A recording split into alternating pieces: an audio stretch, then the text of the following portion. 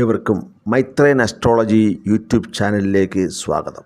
ഇന്ന് നമ്മൾ ചർച്ച ചെയ്യാൻ പോകുന്ന വിഷയം വാസ്തുശാസ്ത്ര വിചിന്തനത്തിൻ്റെ 3-ാം ഭാഗം, അനുഭവത്തിലൂടെയുള്ള ചില ഉദാഹരണങ്ങൾ പറയുവാൻ ശ്രമിക്കുകയാണ്.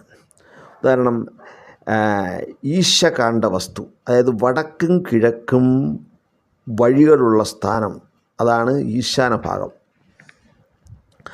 ആ ഒരു ഭൂമിയിൽ എല്ലാ തരത്തിലും ഉന്നതമായിട്ടുള്ള ഭൂമിയായിട്ടാണ് കാണുന്നത്.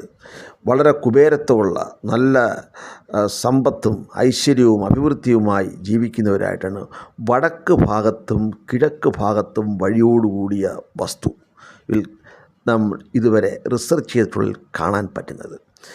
ഈ സ്ഥാനത്തിൻ്റെ, അതായത് ഈശാന സ്ഥാനത്തിൻ്റെ ഫലങ്ങൾ അതിൻ്റെ ഉടമസ്ഥൻ്റെ മേലും ആൺസന്തതിയുടെ മേലുമാണ് ബാധിക്കുന്നതായിട്ട് കണ്ടുവരുന്നത്. അവിടെ ദോഷങ്ങൾ വന്നാൽ അവർക്കാണ് ബുദ്ധിമുട്ടുണ്ടാകുന്നത്. ദോഷങ്ങളില്ല, വാസ്തുപരമായി അത് ശരിയാണെങ്കിൽ, അവിടുത്തെ നിർമ്മാണഗതികൾ ശരിയാണെങ്കിൽ വളരെ അഭിവൃദ്ധിയും ഐശ്വര്യവും ഉണ്ടാകും.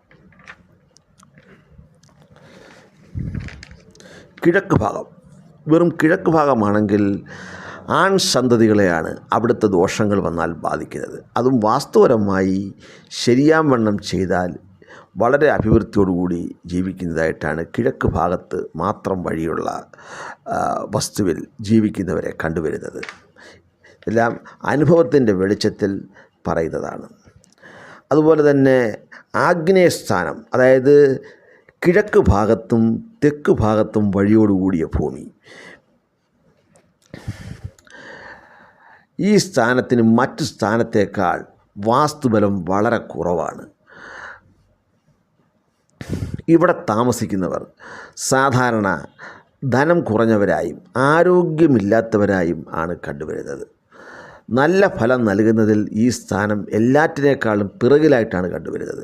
പക്ഷേ വാസ്തുശാസ്ത്രപ്രകാരം ശരിയായ നിർമ്മാണം ചെയ്താൽ ഈ ആഗ്നേയസ്ഥാനം തെക്കും കിഴക്കും വഴികളുള്ള ഭൂമിയുള്ള വസ്തുവിൽ നല്ല ഫലം ചെയ്യും. അവർക്കും ഐശ്വര്യവും അഭിവൃദ്ധിയും ഉണ്ടാകും. അവിടെ ദോഷങ്ങളുണ്ടെങ്കിൽ ആഗ്നേയ വീടിൻ്റെ ഫലങ്ങൾ സ്ത്രീകളുടെ, ആ വീട്ടിൽ താമസിച്ചു വരുന്ന സ്ത്രീകളുടെ മേലിലും മക്കളുടെ മേലിലും, പ്രത്യേകിച്ച് വിശേഷാൽ രണ്ടാമത്തെ സന്തതിയുടെ മേലും വന്ന് ബാധിക്കുന്നതാണ്. ശരിയാവണ്ണം ചെയ്താൽ ദോഷഫലങ്ങളെല്ലാം മാറി വളരെ ഐശ്വര്യവും അഭിവൃദ്ധിയോടുകൂടി ജീവിക്കുന്നതായി കണ്ടുവരാൻ പറ്റും. വാസ്തുവിൻ്റെ ബലം എല്ലാറ്റിനും വളരെ അധികം ഗുണം ചെയ്യുന്നതായിട്ടാണ് കണ്ടുവരുന്നത്. ഹരി ഓം.